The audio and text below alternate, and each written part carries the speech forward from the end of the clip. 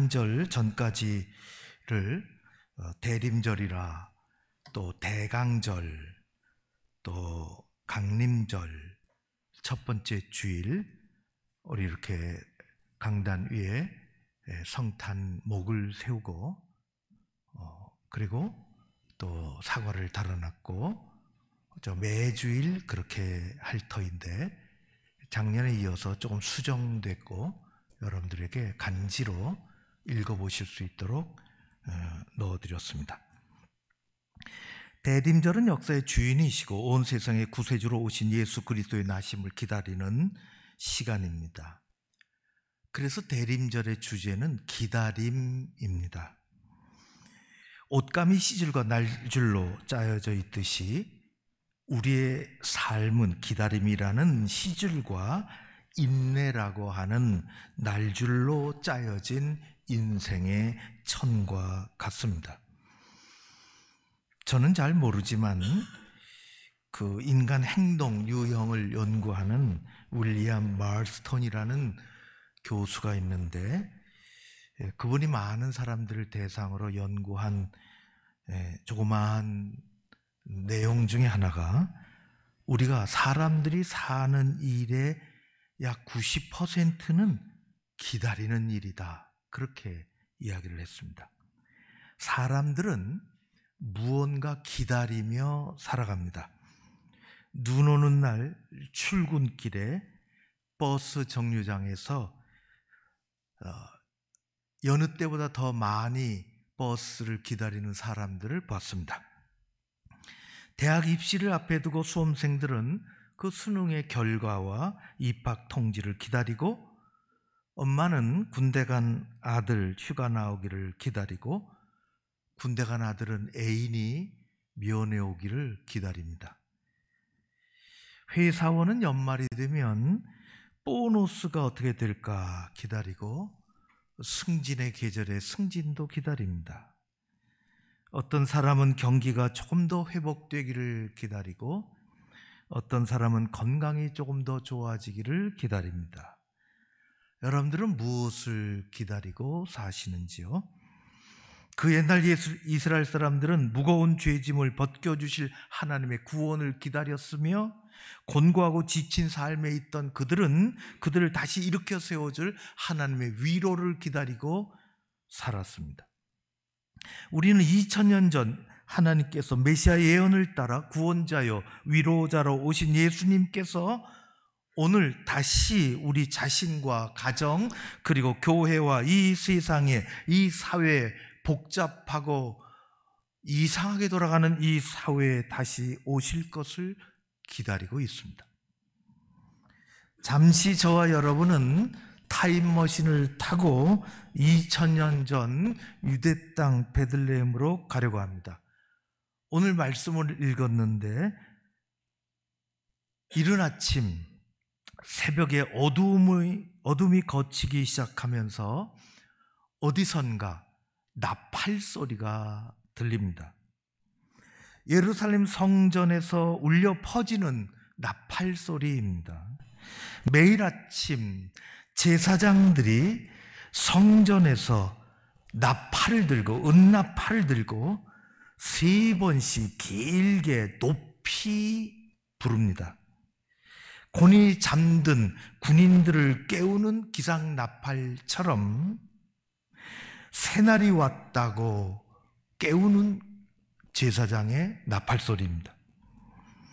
나팔 소리와 함께 육중한 성전의 문이 이제 서서히 열리고, 그때쯤 되면 성전 마당에는 각지에서 미리 올라와 있는, 또 며칠 지난 그런 제사장들이 50명쯤이 모여서 두 그룹으로 횃불을 들고, 아직 어둠이 걷히지 않았는데 어둠이 물러나라고, 세상이 밝아진다고 횃불을 들고 성전뜰을 한 바퀴 돌고 방으로 모여서 제비 뽑기를 진행합니다. 제비를 뽑는 까닭은 무슨 로또를 하는 것이 아니라, 오늘 성전에서 이 한 주간 성전에서 해야 할 거룩한 일들을 나누어 맡아야 하는데, 개인적인 마음이나 생각을 배제하고 하나님의 뜻을 따라 온전하게 자신을 맡기기 위해서 제비 뽑는 것입니다.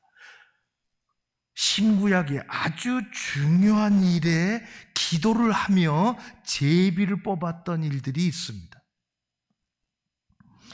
누가 성전뜰에서 어린 양을 잡을 것인가 매일 잡아야 하는데, 성전 희생 제물을 누가 드려야 하는가, 누가 성소의 금촛대를 잘 다시 닦아야 하는가, 먼지가 있어서가 아니라 매일 그렇게 누가 닦는가, 그리고 누가 금향단에 불을 피울 준비를 누가 할 것인가 결정하는 것입니다.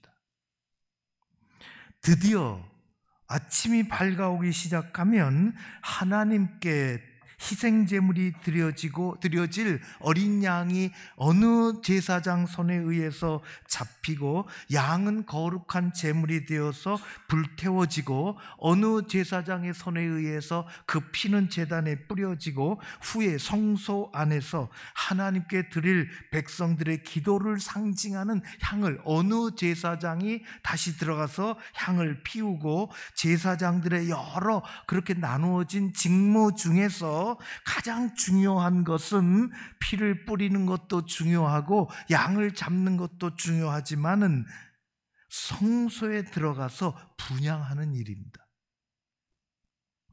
이 일을 위해서 제비 뽑힌 제사장에게는 일생에 단 한 번밖에 누릴 수 없는 아주 두렵고 영광스러운 특권을 생각하고 성소로 들어가는 것입니다. 지성소야 들어갈 수 없지만 성소는 그렇게 자기가 맡은 임무를 따라 제사장들이 들어가는 것입니다. 매일 그렇게 합니다. 오늘 말씀을 읽은 대로 오늘 분향을 맡기 위한 뽑힌 제사장은 읽은 대로 아비야 반열에 속한 사가랴 제사장이었습니다.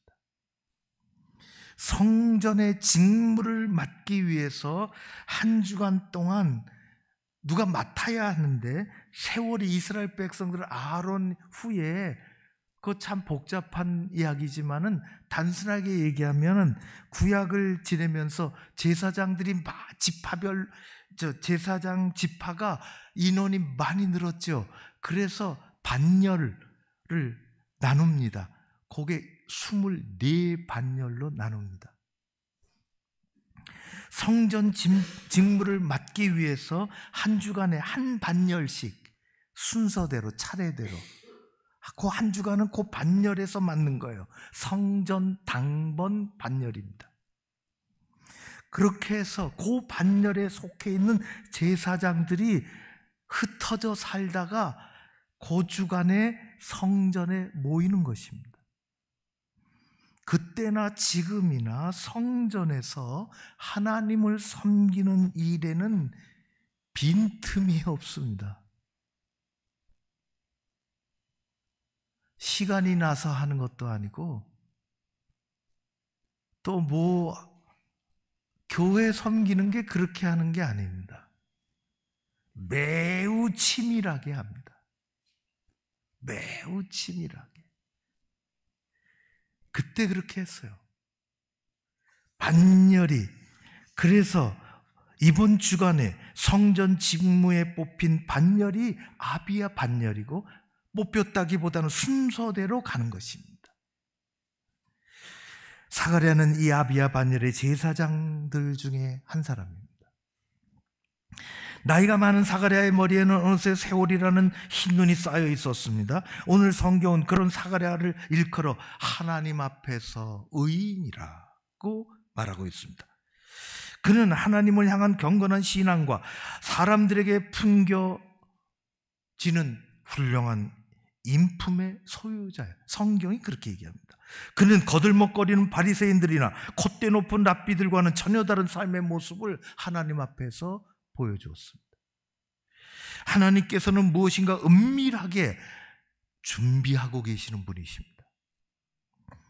늙은 사가랴에게 아내 엘리사벳이 있었고 그 둘 사이에는 인생의 한 가지 무거운 짐이 있었는데 그것은 자녀가 없었다는 것입니다. 그들은 하나님 앞에서 끊임없이 기도를 했을 터인데 하나님은 그들에게 후사를 허락하지 않으셨습니다. 성경에 자녀가 없었는데 하나님이 오랜 기다림 끝에, 기도 끝에 주신 그 자녀가 역사를 뒤바꿉니다. 오랜 기도와 인내가 너무 중요한 것입니다. 하나님은 준비하고 계십니다.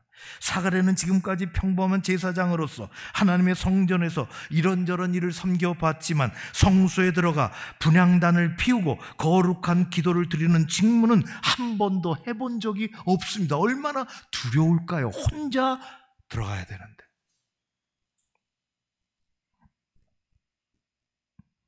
분향단 앞에서 제사장의 기도는 백성을 대표하는 두렵고 떨리는 시간입니다. 수많은 백성들은 성전 마당에 서서 그날도 자신의 죄를 고백하며 기도하고 있고 사가랴는 금향단에 불을 붙이고 두 손을 모으고 거룩한 하나님 임재 앞에서 기도하고 있는 것입니다.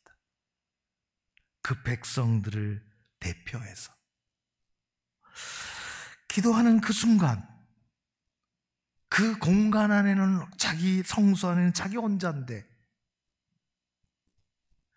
자기 혼자가 아니라 그 공간 안에 다른 무엇이 있음을 영적으로 느꼈습니다. 온몸에 전율이 솟았지요. 금향단과 금촛대 사이에 천사와 같은 무슨 형상이 보이는 것입니다. 나중에 한 일이지만 하나님이 준비해서 보내신 가브리엘 천사였습니다. 사가랴는 예상치 못한 광경을 만나면서 몹시 놀라고 두렵고 무서웠습니다. 만일 그가 평소에 늘 하나님 앞에 기도하지 않았다면, 기도 생활을 하지 않았다면 아마 기절하고 심장마비로 죽어서 사람들이 기다리다 못해서 들어갔을지 모르겠어요.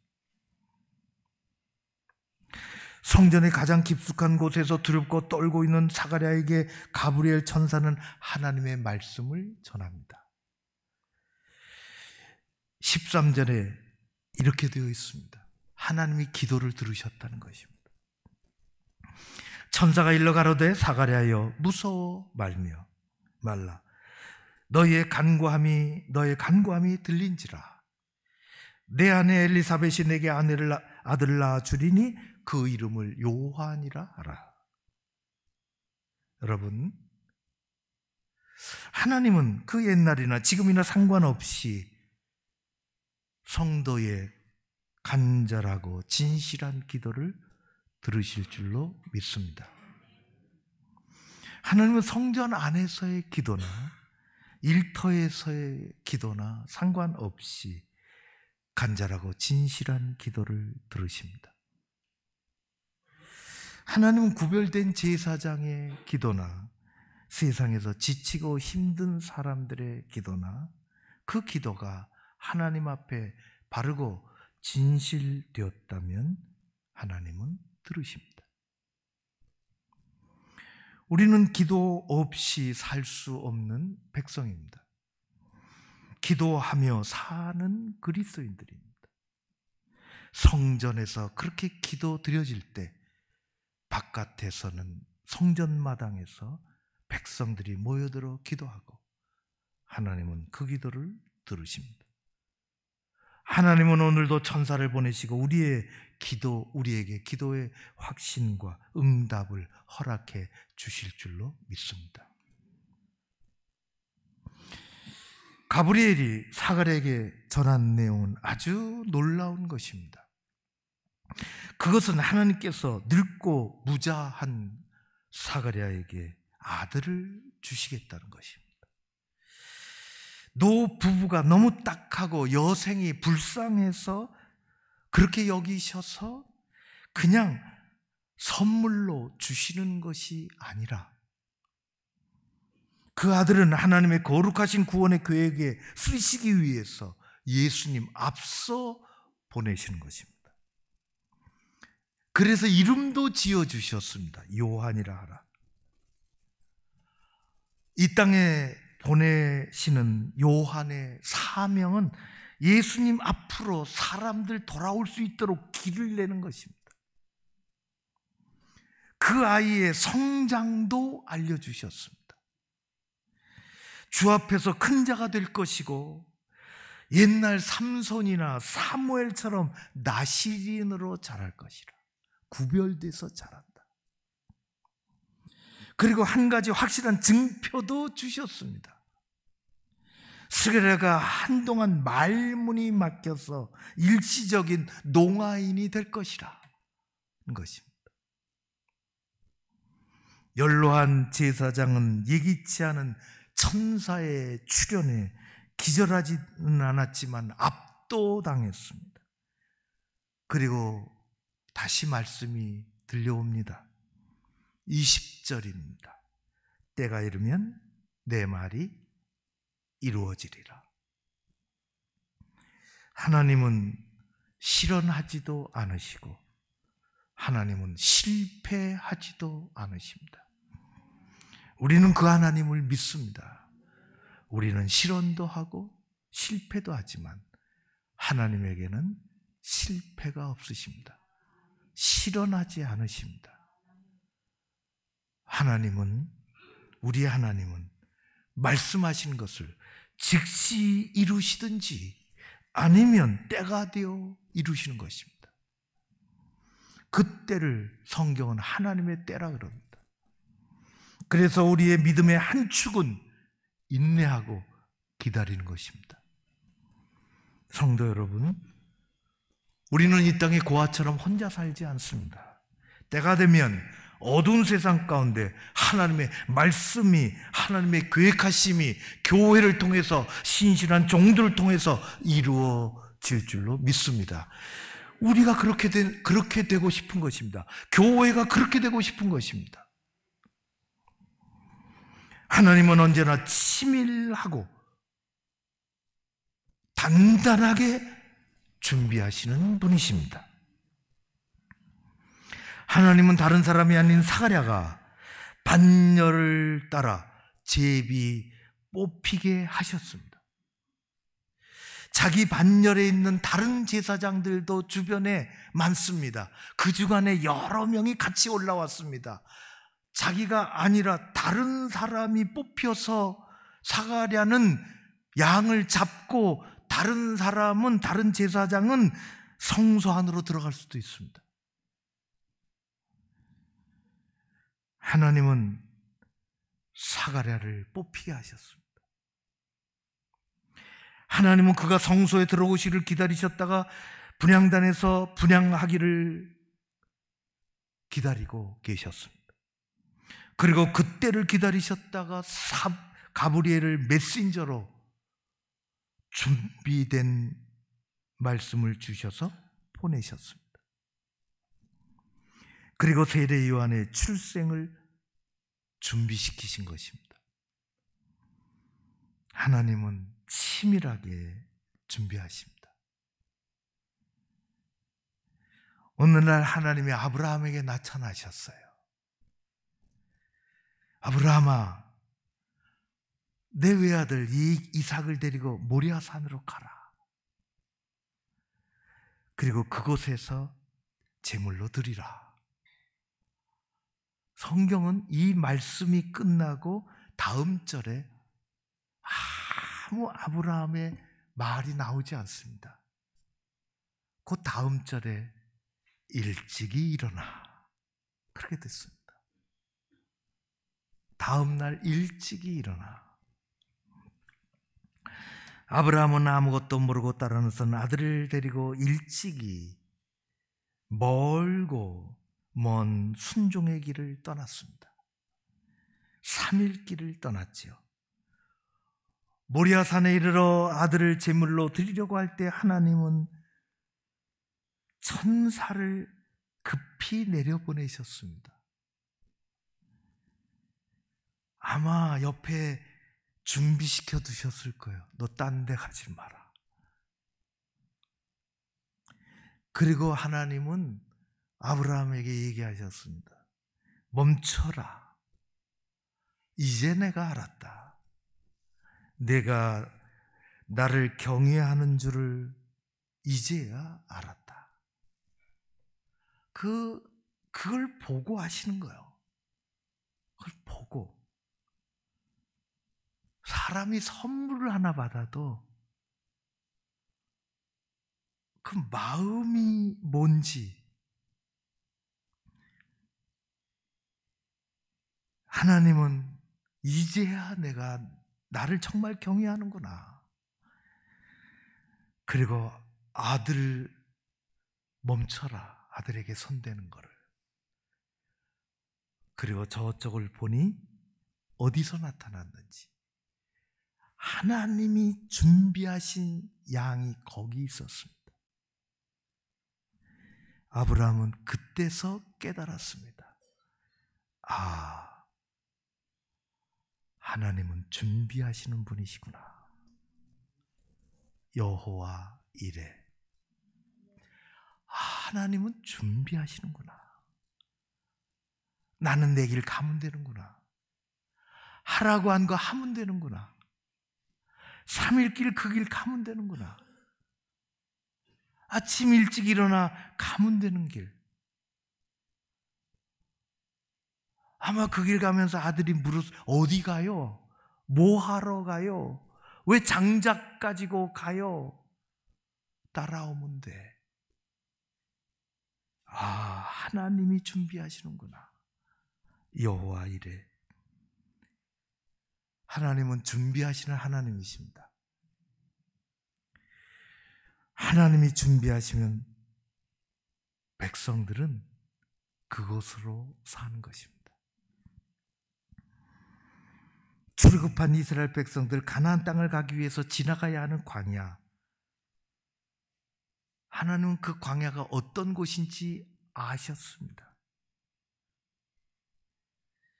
그래서 배고픈 이스라엘 백성들을 먹이시려고 아침마다 준비하십니다. 만나를 아침마다 준비하십니다. 사람들은 그릇을 들고 문 바깥에 나가 하나님이 준비하신 하루치 식량을 거두오면 되는 것입니다. 준비하신 대로 사는 것입니다. 가는 길도 준비하십니다. 도착할 가나안 땅도 준비하십니다. 하나님 그러고 뭘 준비시키실까요? 이스라엘 백성들을 준비시키는 것입니다. 너희들 들어가면 이렇게 살아야 한다고. 하나님의 준비하심을 신뢰하는 사람만이 밤을 두려움으로 보내지 않습니다. 내일 아침에 나가면 이게 있을까 말까, 만나가 있을까 말까. 그래서 다음 날이 두려워서 이틀치를 거두오면 썩는다 했습니다. 하나님의 준비하심을 신뢰하는 사람만이 밤을 두려움으로 보내지 않습니다. 하나님께서는 이스라엘 백성들의 줄임배를 채워주시기 위해서 광야 벌판에서 만나와 메추라기를 준비하셨습니다. 모리아 산에서 아브라함의 순종과 믿음을 보시고 제사할 양을 준비하셨습니다. 성전 사가랴를 통해서 온 세상을 구원하기 위해 오실 예수님의 길을 준비하셨습니다. 하나님께서는 오늘도 우리의 믿음에 힘을 주셔서 새롭게 일어날 것을 준비하실 줄로 믿습니다. 우리가 사는 이 세상이 얼마나 광야 같습니까? 기가 막히지 않습니까? 힘들지 않습니까? 기가 막힌 일 다 벌어지죠. 거짓되고 왜곡되고 하나님은 알고 계십니다. 준비하실 줄로 믿습니다. 하나님은 주님의 백성을 위하여, 교회를 위하여 준비하시는 하나님이십니다. 구부러진 세상에서 바른 교회 앞길을 위해 바른 일꾼을 준비하실 줄로 믿습니다. 유사한 복음, 잘못된 복음, 거짓과 탐욕 가운데서 신실한 성도들을 보호하기 위하여 은혜의 방패를 준비하실 줄로 믿습니다. 예수 복음은 약하지 않습니다. 연약하지 않습니다. 우리에게 구원과 위로와 복을 주시려고 준비하신 하나님은 그래서 말씀하십니다. 우리들이 준비하며 잘 살아야 한다고. 그것이 열처녀 비유입니다. 잘 준비하라고. 5처녀, 10처녀, 그 얘기, 기름 잘 준비하라고. 기름 잘 준비하라고. 아주 슬기롭고 지혜가 있다고. 기름 잘 준비하라. 하나님은 준비하십니다.